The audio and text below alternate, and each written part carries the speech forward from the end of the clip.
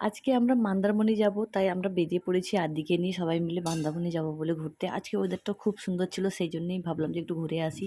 আর দেখো আদি এখানে কত খুশি, কিভাবে হাসছে। তো রাস্তাটাও খুব ভালো লাগছিল, কারণ ওয়েদারটা খুব ভালো ছিল, রোদ ছিল না, বেশ মেঘলা মেঘলা হয়েছিল, দারুণ লাগছিল। চলে এসেছি এখন মন্দারমণিতে। এসেই এখন আদি দেখো বিচের ধারে এই গাড়িগুলোতে উঠে পড়েছে। ও তো এই গাড়িগুলো দেখলে থাকতেই চায় না, যে কোনো বাচ্চাই দেখলেই উঠতে চায়। তো ও উঠলো, খুব মজা করলো, আর বৃষ্টিটা দেখো কি ভালো লাগছিল দেখতে।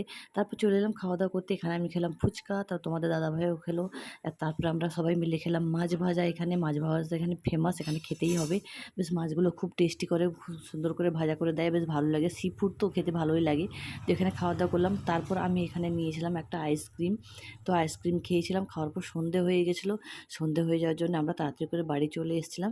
তারপর আর কোনো ভিডিও বানাতে পারিনি। তো ভিডিওটা এই পর্যন্ত, দেখাবে তোমাদের সঙ্গে অন্য কোনো ভিডিওতে। আদিকে দেখো বাড়ি এসে ফ্রেশ করে দিয়েছি। টাটা, ভালো থেকো।